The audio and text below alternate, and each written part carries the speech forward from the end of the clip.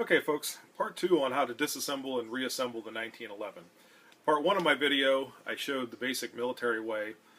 In part 2, I'm going to show you an alternate way, and this will sometimes work with 1911s that have full-length guide rods too, if you're trying to disassemble one of those. It works just as well with the standard design. What you're going to do is take your 1911, again, just like in the first video, make sure it's pointed in a safe direction, finger off the trigger, and ensure that you have an unloaded firearm. At this point, you can release the slide, allow it to go forward.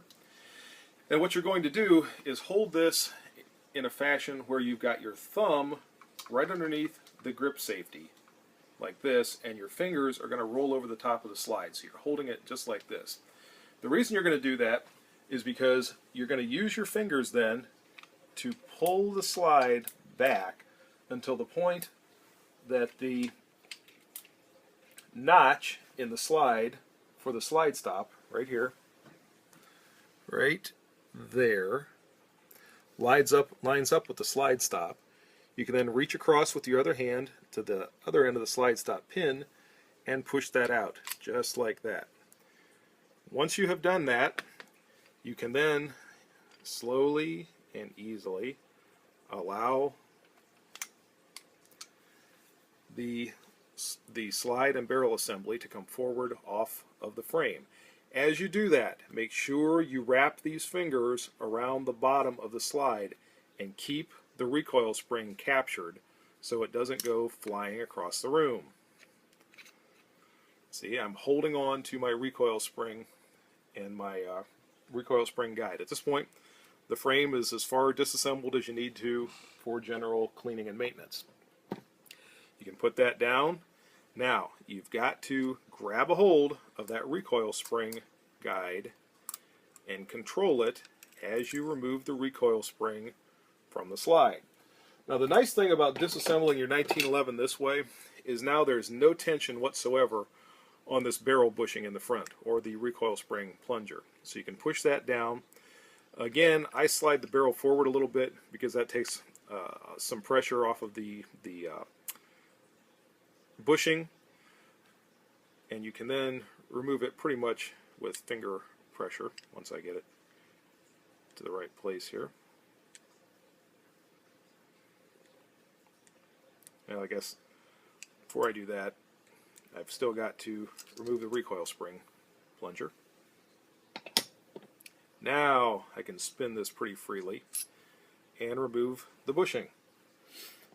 Put that down and make sure the link is down and slide the barrel right out of the slide. Again, this is as far as you have to disassemble a 1911 for general cleaning and maintenance. Reassembly, just like before, put the barrel in from the front of the slide, slide it all the way back. You'll feel it engage the locking lugs in the slide. Make sure the link is down. Make sure when you put the recoil spring back in that this contoured portion here is against the bottom of the barrel. And it will fit in there just like that.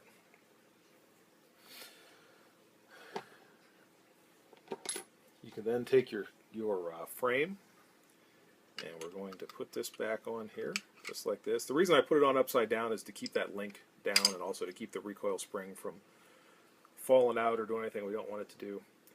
When I get it to about here, I can turn it over, and I'm just going to slide it back to the point that the notch for the slide stop is lined up with this hole right back here. You can see it right there. Then I'm going to reinstall my slide stop. We'll see if we can get it this time without using any kind of tools. Make sure the pin for the slide stop goes through the link in the barrel.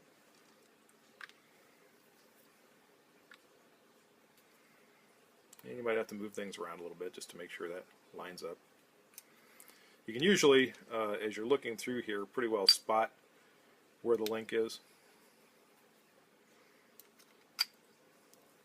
And then you might have to do a little bit of readjusting on your slide, just like that.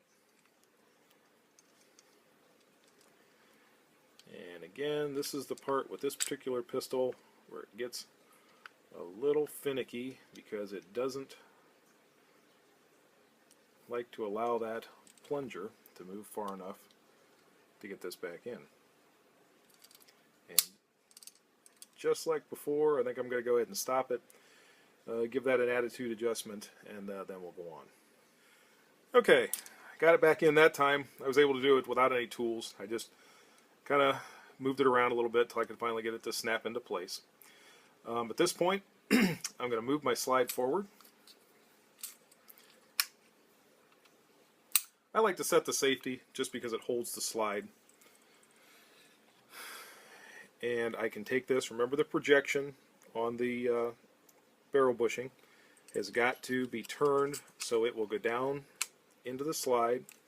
I'm going to rotate it back the other direction, and you have to finagle the recoil spring so it'll let you do this.